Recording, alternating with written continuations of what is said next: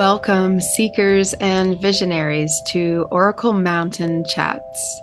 Here on this sacred virtual peak, we gather a space for oracles to share their wisdom, their visions, and their craft. It all began with a calling I could not ignore. One day, within a vision, I held this conch shell in my hands, and as I blew its resonant note into the world, I felt its vibration ripple across unseen realms. It was a summons, a signal to fellow oracles scattered near and far. I saw that we were on a mountain, vast and towering, reaching into the heavens. At its base, the world buzzed with life, people moving, creating, searching. Yet at the summit, there was stillness, clarity, and a circle of light. There, oracles stood, their gaze focused both outward and inward. They spoke of the energies they felt, the shifts they saw, and the whispers of the unseen. They weren't above the world, they were its witnesses and its guides. From this vision, OracleFest was born, a celebration of connection, insight, and the timeless wisdom that flows through us all. The message was clear. It is time. Time to meet upon this sacred mountain, to share what we hear, feel, and see. Time to bring the wisdom of the divine to a world that is yearning for its guidance. Through OracleFest, we've created a movement of community, all yearning to empower their own inner oracle. And here in Oracle Mountain Chats, we bring that spirit into a more intimate space. This is where the oracles gather to reflect, exchange ideas, and to explore what wishes to come through in the moment. This mountain is more than stone and sky. It is a meeting place of the realms, a threshold between seen and unseen, known and unknown. Here we gather as oracles to share the visions Spirit whispers to us, to speak of the energy currents flowing through nature and humanity, and to help guide those who seek answers in a world that often feels lost. So grab a seat, breathe in the mountain air, and join us as we begin today's chat. Whether it's an energy reading, a conversation about our craft, our path, or simply sharing a perspective on the world below, this is where we wait for more oracles to join us on the mountain. What wisdom will the mountain bring us today? Let's find out together. Step into this sacred space where the wisdom of the ages converges with the questions of the present. Okay, welcome back. Here again, we find ourselves on Oracle Mountain, the virtual peak, where a whole bunch of us intuitive folk gather. And we are joined today by the lovely Debbie Solaris, who I have to say, lots of people are buzzing with excitement that you're joining us at OracleFest. So please know that I hear it often. People are like, oh my gosh, I'm so excited to see Debbie's chat. And oh, it's so great that you've got Debbie on board. And Debbie, you've been such a great support for us so far, and also suggesting different readers and people that might show up for OracleFest. So thank you so much for that and for being on board in OracleFest. So if you don't know, Debbie is a Galactic Akashic channeler. And so what we are finding so fascinating is that there are all these different lights and torches that people are bringing up to this mountain. And I knew when the vision came through for OracleFest, there had to be a representation that felt strong of the galactic realm. And so we're going to learn a little bit more about what that looks like. If it's unfamiliar to you, just open your mind and absorb what Debbie has to say today. So welcome, Debbie. Thank you for having me. And I'm really excited to be part of OracleFest. I have a feeling it's just going to blow up, so I hope so. you got some really great speakers on now, and I'm, happy to be a part of that. So just a little bit, just an overview of what I do. I am an ET contactee, so everything started after I had my extraterrestrial contact experience, a few years ago, which was very real. It was very life-changing in a lot of ways. Some ways I never expected, but here I am today. And mostly what I do is I do channel the Akashic records, and I'm also a galactic historian. So much of what I do is try to see, what what we're all connected with galactically, So a lot of us here on Earth, despite what we've been told or taught, in our formative years, we actually are souls that have originated from a multitude of different star systems, and but we've forgotten because we're here in this low density reality, here in 3D Earth. So my journey has been part of that has been rediscovering that, but also rediscovering that not just for myself, but for all of us, So I've done a number of Akashic readings, throughout the past decade, maybe a little over a decade now. And I kept seeing the historical aspects of different galactic races and different galactic civilizations that have had an impact on our civilization here on Earth. And so I've been tracking that for a number of years, and I talk about it and I do presentations on it, that sort of thing. And it's much more, I would say, detailed and varied than what people realize. That it's not just, oh yeah, there's a bunch of aliens that showed up on planet Earth, and then boom, we had this mixture of genetics, and here comes humans. It's very intricate, like a tapestry, So I'm here to unravel some of that, and also to help people discover their own star origins and reconnect with their divine aspects of themselves. So, in a nutshell, that's pretty much what I do.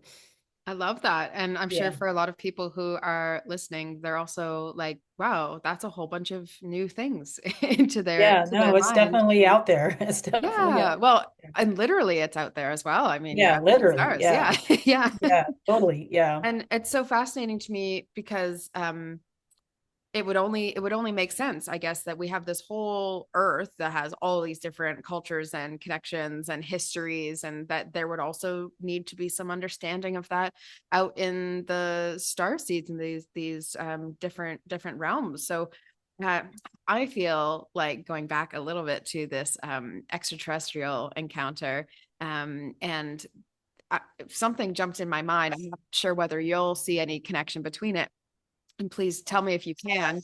Hmm. Um, but the idea, the dogs are starting to bark here. Give me one sec. I'm going to let them out here.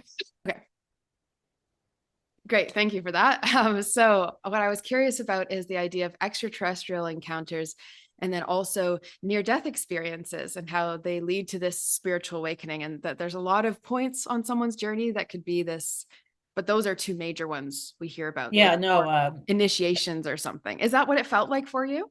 yeah, totally. Actually, when I first started off speaking in Denver back in, I think, December 2015, this was, so I was invited to speak about my experiences. It was oftentimes compared to an NDE, Okay. because there's a lot of similarities between an ET contact and an NDE because your consciousness goes into another plane of existence, so Right. it's not just, oh yeah, I've been abducted. It's not so much that, it's more that it's kind of a rite of passage, where you're going from one dimension into a whole other dimension. So there's a lot of similarities between that. So I would say usually what we see with ET contact slash NDEs is the person is exposed to a higher level of consciousness, either through a visitation with extraterrestrial beings or a visitation through their angels or their higher dimensional guides into an alternate plane of existence. And then for some reason, they're told they need to go back. They need to go back to the 3D realm. So in an NDE sense, they technically die and then they are revived and brought back. in this the sense of a ET contact. They're just in this alternate plane, and then they're told, "Hey, you still got work to do. You got to come back." Mm. So usually what happens with that is the person, dramatically changes. It's like their consciousness is, expanded at that point. And that was certainly the case with me, where, I went into this experience very asleep. And then when I came back to, I was totally awakened, so I realized everything that was going on here in this realm, So usually the person, whether it's an NDE or an ET contact, they go through this period of depression because you've got exposed to the higher dimensions. You feel really good when you're in these higher dimensions, and then you're brought back to womp womp womp, 3D, Yeah. And you got to calibrate to all the density, the muck, and what exists here. If you still kind of see it that way, it's a lot to anchor in to bring in like Yeah, a it totally is. new perception. So you go through this period of adjustment, where it's just like, okay, now that I've been exposed to this, what do I do with it? What am I supposed to do with it? Mhm. And there was times I questioned my sanity, like, Oh yeah. like, did this really happen? What does it mean? Why was it me? That sort of thing. And then I think eventually, through this journey of self-discovery, you start getting more of a handle of, in my case, I just started taking a lot of spiritual classes. I live in Colorado where, we have a thriving spiritual community here. So there's a lot of spiritual offerings. So I was very fortunate. And then I did a lot of research, so that kind of led to my journey to doing the work that I do.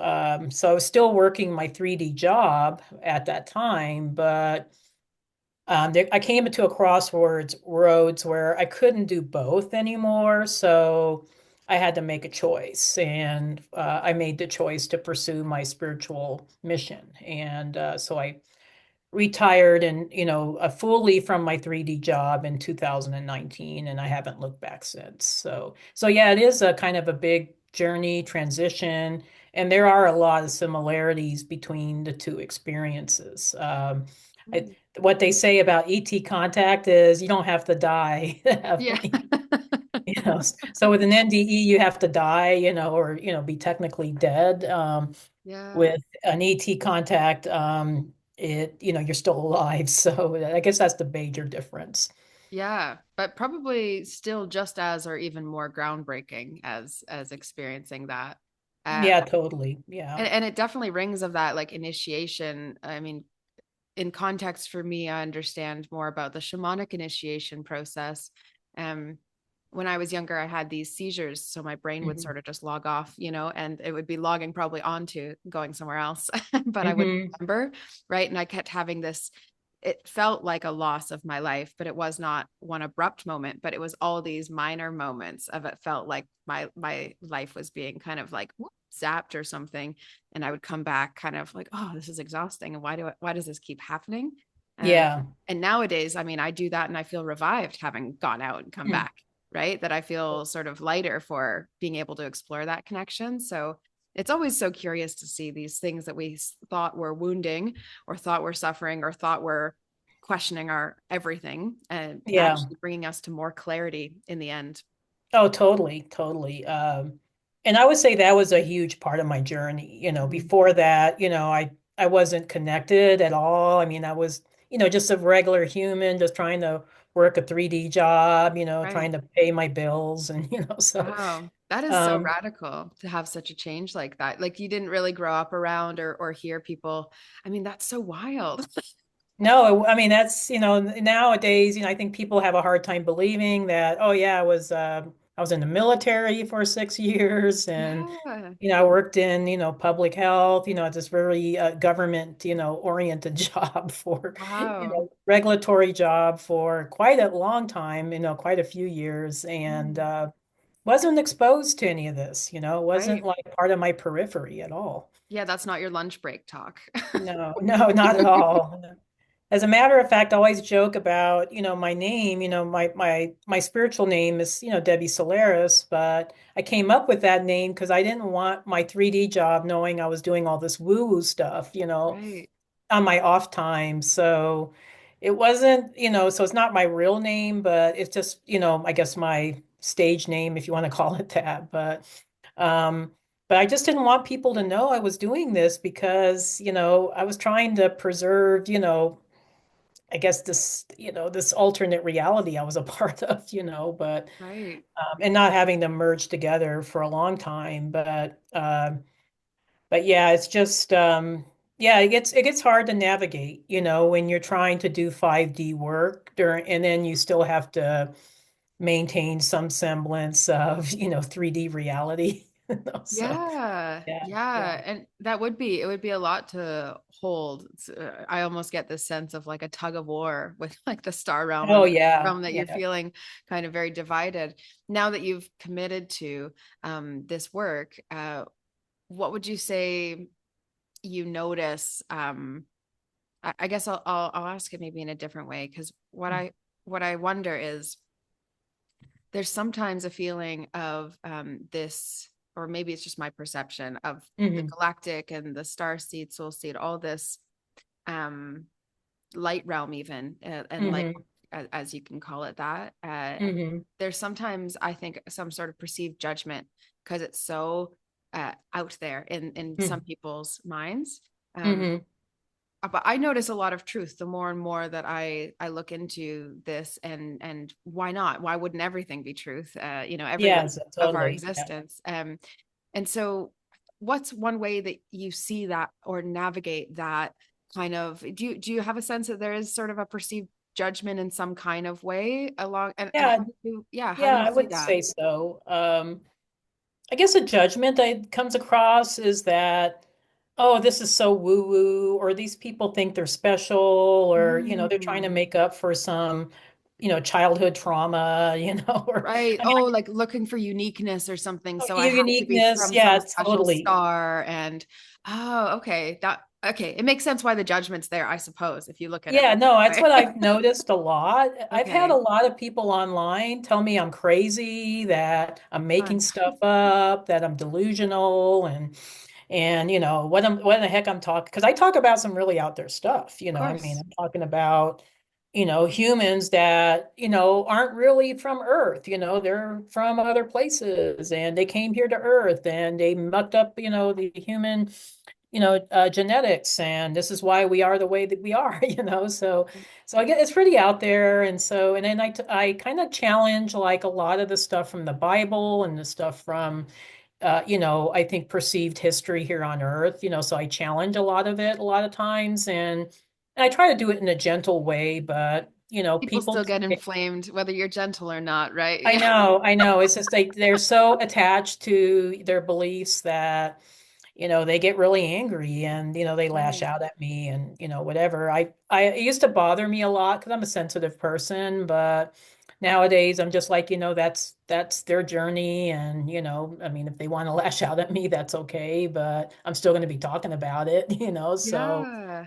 But It's yeah, I think there is this perception of star seeds thinking that we're special, or um we're above regular humans, and right. it's not even that really. I think people are just trying to reconnect with who they truly are. I think it's not even like, oh yeah, I'm from Pleiades, so I'm so special, So Right. it's Right. more like, oh, I want to find out why I am the way I am, and why I feel so different, and why my viewpoints might be different than the people I have around me, and what kind of experience did I have before my Earth incarnations, or am I really from Earth, so I think it's more that people just want to know who they are, and they want to know what their heritage is, what they're connected with, and I feel honored to,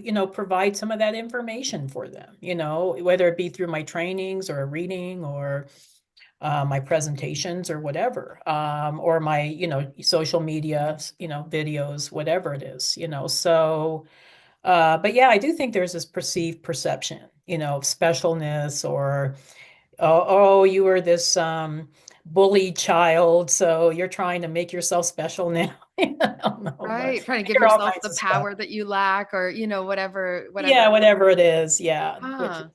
yeah. And and so would you see it that there are humans who have not had incarnations on s- stars? Other systems. Yeah, Yeah, there's yeah. quite a few humans that are younger souls here. Right, I see a lot of them even within my own family, that maybe have not had starseed, prior starseed incarnations or have starseed connections. And I've done actually readings for a few of these people. And usually they know, they just say, I know I'm from Earth. I just want to know, maybe about my spiritual journey, or just want to know maybe my past lives on Earth, and right, impact they're having today. right, And usually they're not sad to hear that they're not a star seed. They know, they know they're from Earth. right. And I haven't done readings for a lot of people like that because I think most people that are attracted to me to work with me are star seeds, Of because course, of yeah, course. I mean, it would just make sense, but occasionally I do get the occasional Earth soul that is very evolved, but they just want to know more about themselves, so, Right. that happens too. It makes me think that the kind of look at me, I'm shiny. I was a, Pleiadian, whatever Yeah, whatever that exactly. belief is. It's like an earlier stage of like self-identifying, right? So we kind of look at Yeah. it compassionately. It's like a teenager being like, I'm a punk rocker. And then you go, yeah, yeah, yeah, yeah, you are. We'll see how that lasts into adulthood and how punk you really stay. And some people do keep the punk alive, but Yeah, yeah, no, totally. Yeah, and it's not even really about, oh, I want to identify as a star race so I can be special. yeah, I think it's more that people just want to know who they are, they just yeah, want to know like what was my past lives like and how does that impact me today kind of thing, and what am I supposed to do with that information? absolutely. You know, Yeah, yeah. Is there so anything I'm um missing of so of I don't what my see it mission as is? being like an ego-based thing at all. I know, a lot of people I think for a while there was this term that was thrown around called star superiority syndrome. I call it the 3S syndrome. But it's not that at all. I think just people are wanting to connect with something, beyond just this mundane reality, and a lot of us are soul shards of source, so a lot of us, at least in this particular timeline, we have more star seeds here on the planet than we've ever had, probably in the entire history of the planet, with the exception of maybe Lemurian and Atlantean times. But there's so many star seeds here that I think a lot of us have always had this sense that we came from somewhere else. Mm. So for those folks who feel like they've always had this sense of not quite knowing their maybe true belonging or home sense, Yeah, and totally. who Yeah. have that feeling of, yeah, I mean, That's what I hear mostly from the people I do readings from. It's like, yeah, when I was a kid, I just felt like I came from somewhere else, or I felt like I was right, adopted, or I felt like I wasn't a part of this, right. and I think it's more true of maybe the older generation star seeds. We felt really, I'm one of those, so I'm an older generation star seed, but we felt very, very different because there was so much conformity and, Mm, just conformity and programming during the 50s and the 60s when absolutely. those of us older ones were born. I think since then there's been more of this expansion of consciousness. So I think the kids that are coming in now maybe don't feel quite so different. Yeah. I wonder But how yeah, it they'll is a hard express. journey. They'll just have Yeah. that sense probably then of, oh, well, I know I've been here before. Or they'll just talk about it like plain speak, probably. They'll say, oh, Oh well, yeah, we get some of these younger kids that are just like, yeah, yeah, I know I had a past life on a spaceship, so right. someplace, so Huh.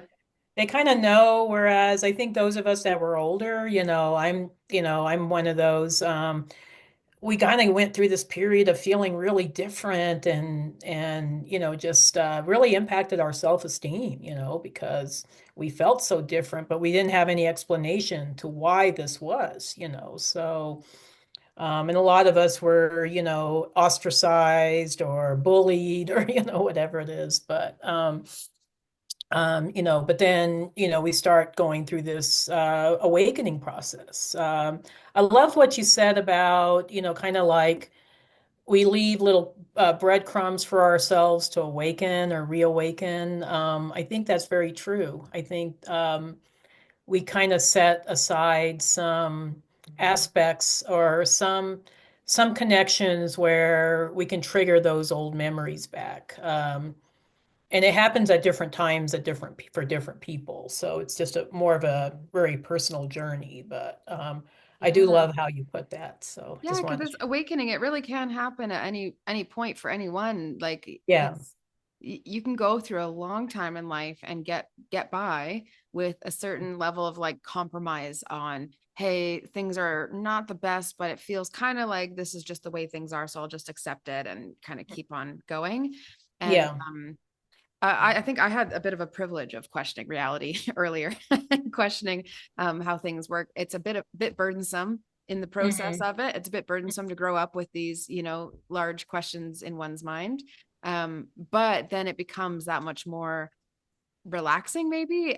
There's something very peace bringing to knowing more of your origins, and Oh, whether it's totally. like It's a earth-based life-changing ancestral. experience. It Yeah. is. Well, and Yeah, anyone for a who's lot of done ancestral healing or past life healing, like you're gonna people. still find yourself comforted by also the galactic history of you, because it's of that same kind of layering in of gives you more and more information. It feels Yeah. like about, yeah, who you are. I had my galactic astrology past lives read, Mm. and in this experience it was pointing out, oh, this is why you're now doing this is why you're now doing this. Like, basically you're right on track because that is where that all comes from. And it made me Hmm. feel more connected to mission, to like my mission here and the stuff that I need to do here.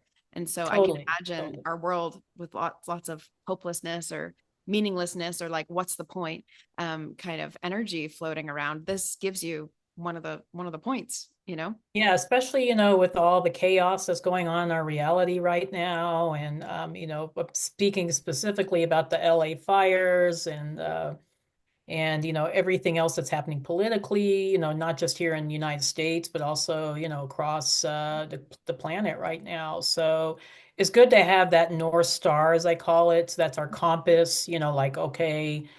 I know there's a higher purpose to all of this. I don't have to get sucked into the fear or the uncertainty or the hopelessness. I can move forward, knowing that things are definitely going to get better. So and I'm a part of that. I'm a part of that journey of things getting better here. And I do honestly believe that we are undergoing an ascension process even as we speak.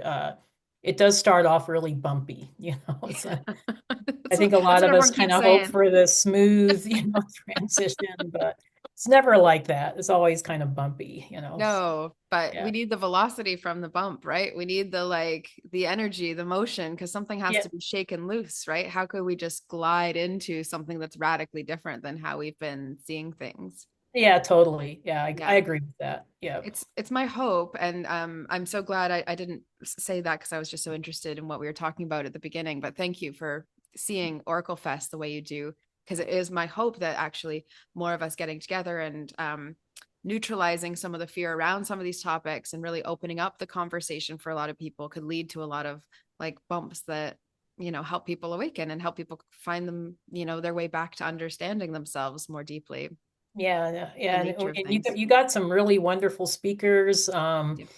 for your first Oracle Fest offering. So I think people are going to learn a lot, from. Yeah, I think if you're listening, it's like a buckle up kind of event Yeah, yeah, for, you're going to learn more than you probably even, imagined, or so. that you knew was out there as That well. was out there totally. Yeah, no, Yeah. I think, you managed to just in a very short period of time get like a lot of really inspirational people, to be a part of this. And I look forward to seeing where it's going to evolve from there, where, it's going to be big, it's, I think so. yeah, I think it's going to be big. I mean, it's going to Yeah. be like Canada's answer to Conscious Life Expo in LA. I don't Yeah, know. Yeah. absolutely. And I would love to pop up other places too, because we have a few folks over in Australia. And I was like, well, I could be convinced to go over to Australia. And, Heck, sign because me of, up. I'm yeah, a big right. lover of Australia. All right, Debbie, you're on the trip. I'm on the trip. Yeah, Yeah, yeah. If you're going to Australia, take me along. So, sounds good. Okay, I'll put you on the list. yeah. Um, but no, I'll go anywhere where there's a calling, and I think there's a lot of pockets of star seeds right now all across the planet that Agreed. are looking for connection. They're looking for a place to learn and to connect with other star seeds and speakers, and I think these types of events are so important for that.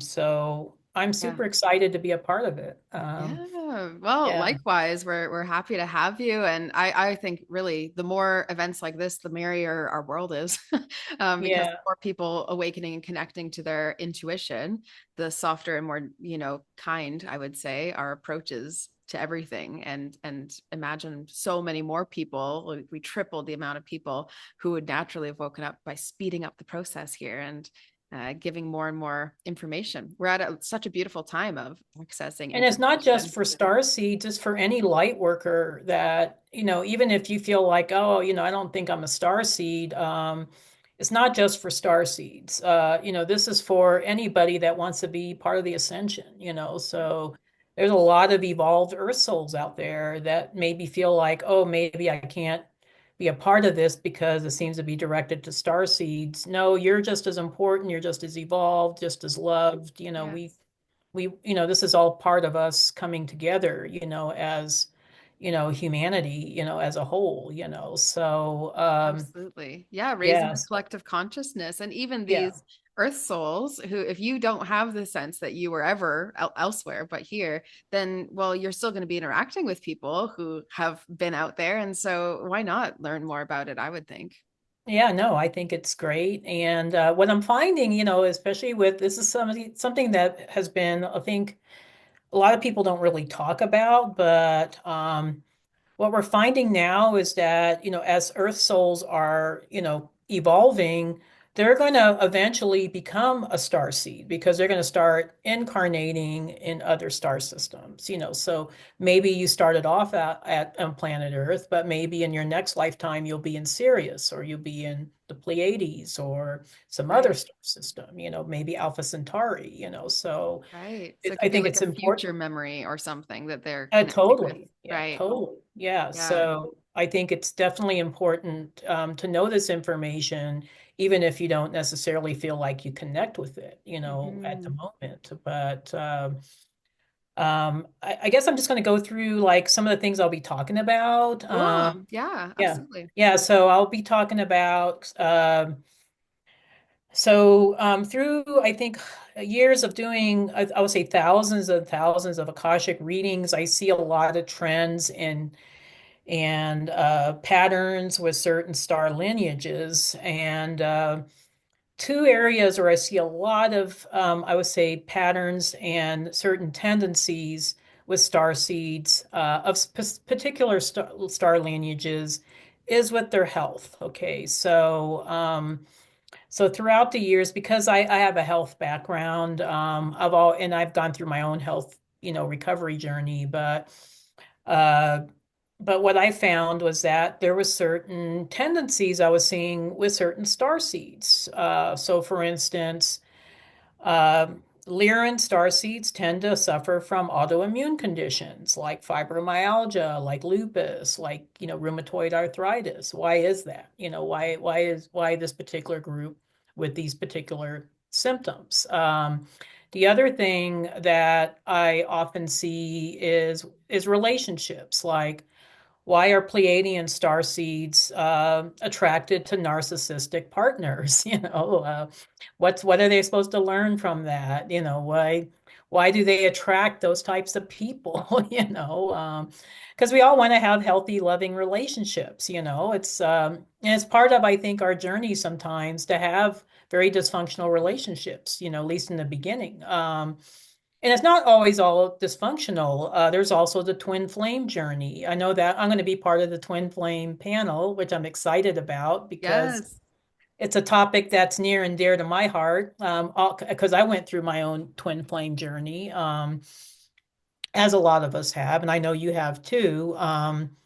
So, what is that really about? What does it mean? Am I meant to have a long-term romantic partnership with my twin flame, or is that just meant to be a spiritual connection, and it's, I think, different for different people, but I'm hoping to share my galactic perspective, on some of that. So I'm I excited to be so part of can't it. wait. Yeah, yeah, you're excited. I'm excited because you Yeah. at least know a bit more about what you're going to say. I don't even know what you're going to say yet.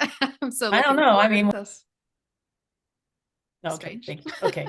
I don't know why that happened, but No. anyway, yeah, no, I feel that I've noticed like there's certain relationship arcs that are related to certain star lineages that I actually did a training on recently. So if you guys are interested in the full training, do join us, for this for my, I guess my workshop portion of Yeah. this conference. But We can share it in the twin flame panel discussion as well. We'll be sharing yeah, anything that yeah, it people will might be relate to. it'll be part of the twin flame for sure. Yeah. Yeah, my presentation is actually going to be on the health aspects, Yeah.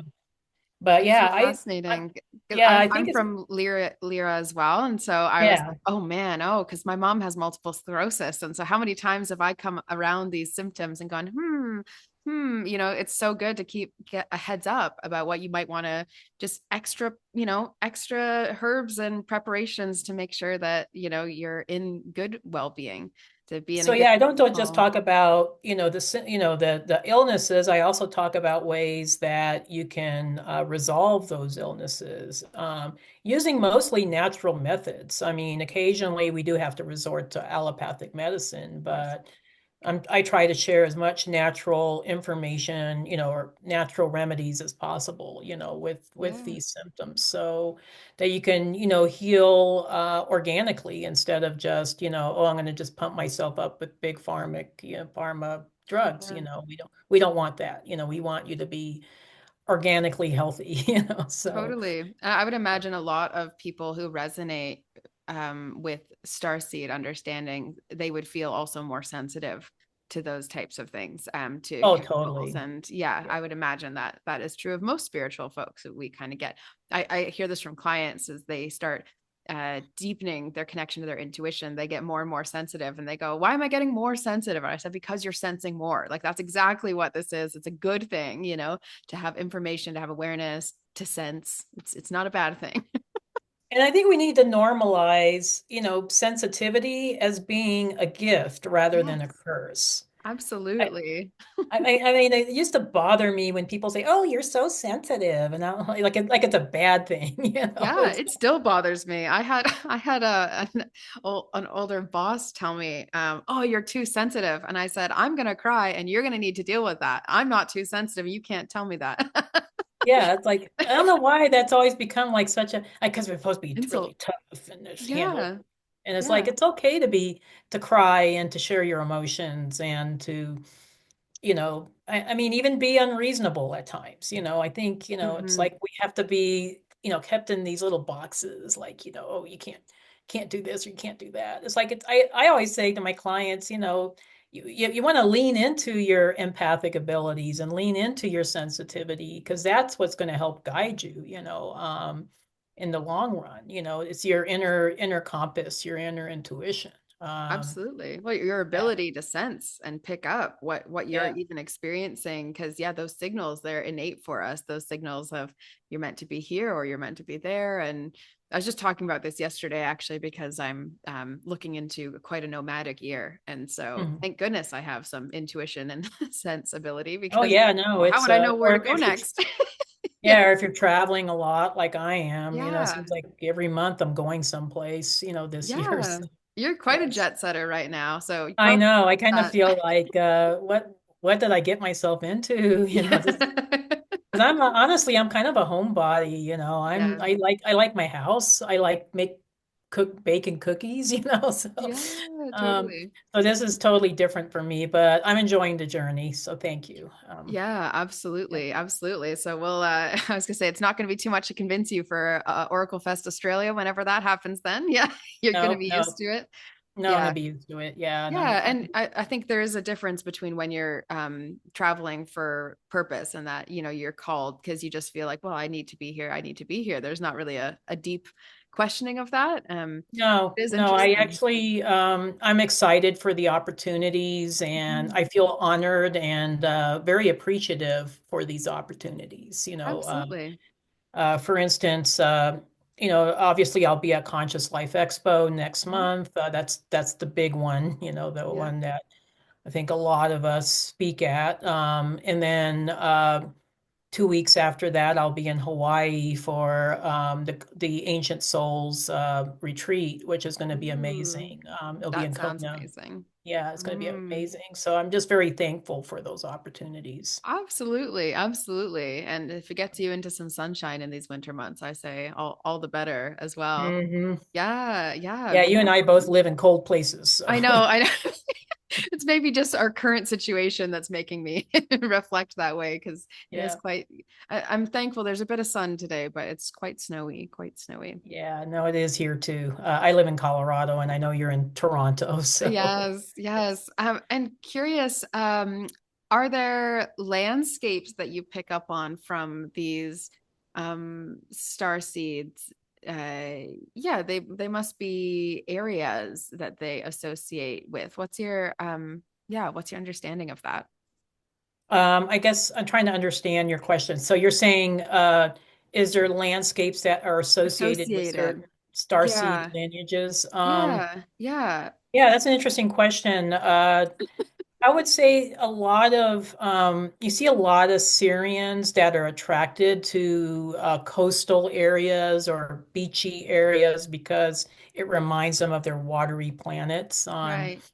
in Sirius. A lot of Mintonkins from Orion also are attracted to very kind of beachy, like, Florida-like environments, because it does remind them of their home planets. I think with mountainous areas or areas where there's a lot of trees, you see a lot of Pleiadian Lyran attracted to that. With Arcturians, we just want to go where the high vibrational places are. So it's Yeah. like if it's like Hawaii or Colorado or Mount Shasta, that's Like usually spiritual what. meccas are Yeah, more the spiritual meccas, right. that's usually where we're drawn to. So I think here in, the Front Range of Colorado where I live, there's more Arcturian star seeds here than I've ever seen anywhere else. I mean, it's just we're so attracted to those high vibrational areas. Right.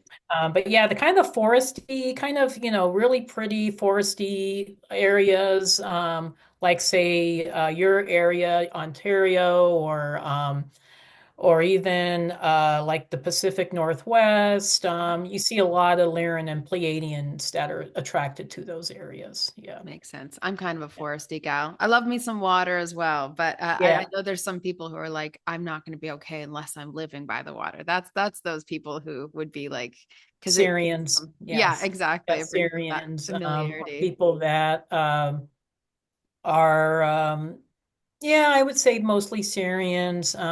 They really are attracted to water, or some of the Orion Mintonkins.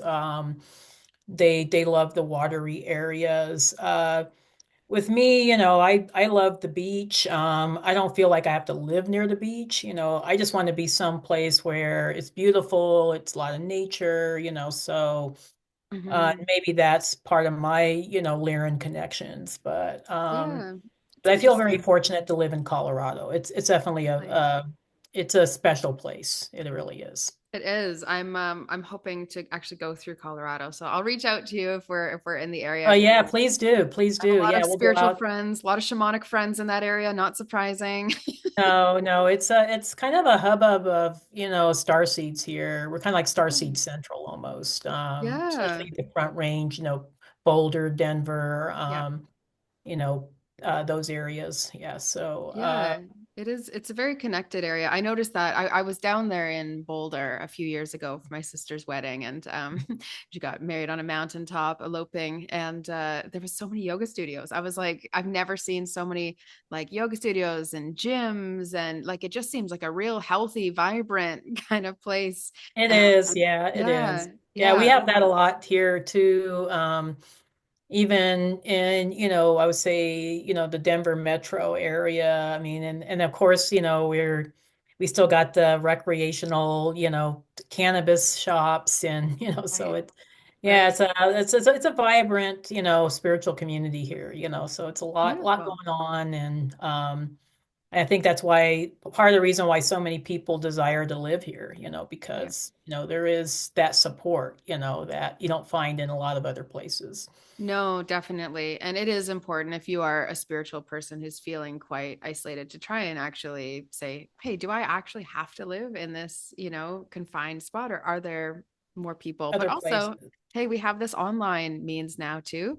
So thankfully, there's lots of ways people can go and listen to your videos and feel connected, and they can come and join OracleFest and feel like they are, meeting new Yeah, people as well. come to OracleFest. Yeah, I mean, Yeah. it's online, but may not be online for much longer, so Yeah, yeah. yeah. I love the idea of doing an online one like every year around in bulk. And so I'm already going to announce the next year one because I'm just having so much fun putting this one together.